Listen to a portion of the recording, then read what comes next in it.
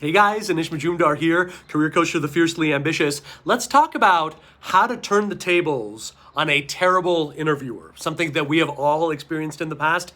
Look, I think we all know that if you go into that interview and it feels like a leaden weight and you struggle with answers and you get out of there and you make no connection, chances are it didn't go great, right? But the problem is, a lot of times you can come in there in the greatest possible mind state and ready to, all prepared, ready to put your best foot forward, and you're getting absolutely nothing from the other side.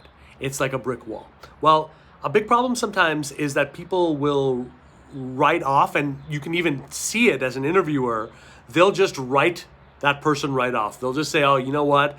Forget it. This interview goes away. I'm not going to get anything here. And then they're just glumly trudging through. Don't do that. Or at the very least, don't do that until implementing one, if not all, of the 3 big tips I'm about to share with you right here. I have used all 3 of these. I've coached people in using these to unloosen up the works. And a lot of times, a bad interviewer is not doing that intentionally. That is just the best that he or she thinks is the way to address it. So show them a better way through using this. Okay, here's the first one. My go-to, always, personal context. Okay? Interviewers expect it to be all about you, right? That you're out there, you're bragging, you're bragging about your history, what you can do, and that's innately not that interesting. Well, what if you went in there and right from the beginning, your number one objective was, how can I treat this person like a hero? How can I learn from this person? How can I understand where this person's at? How can I, when I'm breaking the ice with the person right at the beginning, rather than just blowing through that, how can I share something so meaningful from my family, from my experience, from what I've been seeing, that it naturally elicits the same? How can I learn about this person's family life? How can I learn about this person's state, how they were able to get through this last year or 2 years in their company and ride out those waves? What can I understand about that? If I start the process right from the beginning, thinking to myself, my job is actually to understand, not to interview, but to understand as much as I can about the other person. And then every time, whatever we're talking about, whether it relates to the role, whether it relates to the company, whether it relates to some other third thing, how did that impact you? What's your plan for the future now? What is your take on this company now that you've been here? You're the insider. You know infinitely better than me. The more I keep building that at the beginning and returning to that personal connection, the more I can recall that personal connection if I reach an impasse, right? If I don't know where we're going, or if we're trying to figure out something, or if I'm really heading into a place where I feel like I'm almost arguing my perspective versus the other, can you use your notes? Can you use what you've uncovered about this person on a personal side to say, hey, you know what? Before we get lost there, tell me, what do you think about this from your perspective with what you know? Well, I'm not an insider. I know you're not, but I would just love to hear your take on this.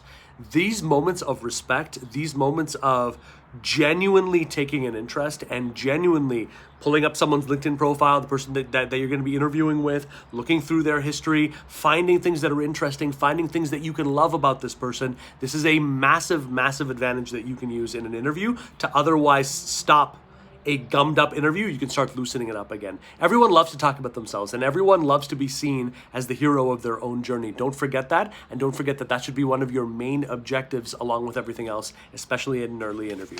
Here's the second one, okay? The logic trap. Okay, every company has their PR, okay? You could be hiring to solve a problem that is taking out 50% of our revenues, but to the outside, it's, hey, we're doing great. We're just building on success. We just need another person to just build on that success. Look, if it stays on that level, you have not done your job in the interview. So what can you do? Use the logic trap. Right? They say that, don't challenge it right off the bat. You might have done your research and say there's no way those numbers are accurate or that take is accurate. But if you drill it in, great. Can you lead me through specifically what did you experience in the last 30 days? Specifically in the last 60. Then we start talking. Hold on a sec. I don't want to break up the pattern of what we've been talking about here. But earlier on, you said X. And you said Y is a trend, but this is going on. With all due respect, it doesn't seem like those 3 belong on the same chasm here. What's going on? Can you walk me through that, right?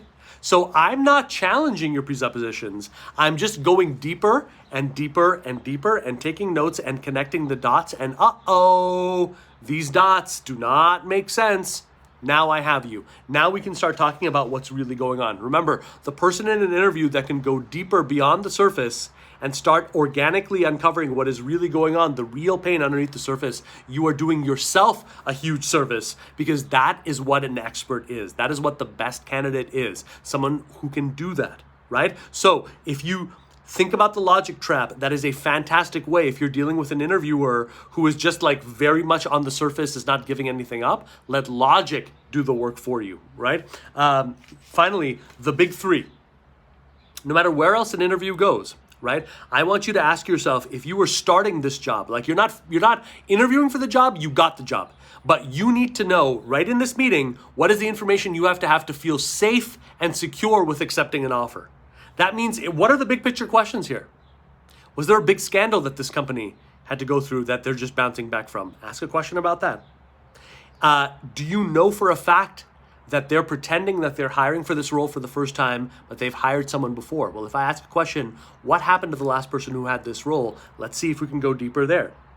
If I can ask, do you expect the positions, the main responsibilities for this role to change? How about the main criteria for success in the next 30, 60, 90 days? Hard-hitting questions based on hard-hitting answers and information you've already uncovered is the best way to really move and change the stakes and move this conversation not just into candidate talking to employer, but an expert fully realized in his or own right, who is now turning the tables by going much deeper and asking you, challenging you. I'm already on board with moving it forward. I want to know, are you on board? Can you give me real answers to what's going on here? That level of integrity in playing ball can be really powerful. So think about it through the lens of the big three. Three powerful, insanely hard-hitting questions, ideally generated through the conversation itself, not pre-planned, that you can always have in your back pocket to gain the upper hand if you need to. The other two is, of course, personal context and a personal connection, treating the other person like a real hero in the journey, going deeper there. And the third is the logic trap. If you want to go deeper into my world, I encourage you to go to helloanish.com right now, HELLOANISH.com. I've put together more advanced training you're not going to get anywhere else, as well as an exclusive masterclass that will teach you an end-to-end way of getting out of the job search trap forever. HelloAnish.com is where you need to go. Keep the questions coming, guys. Talk soon.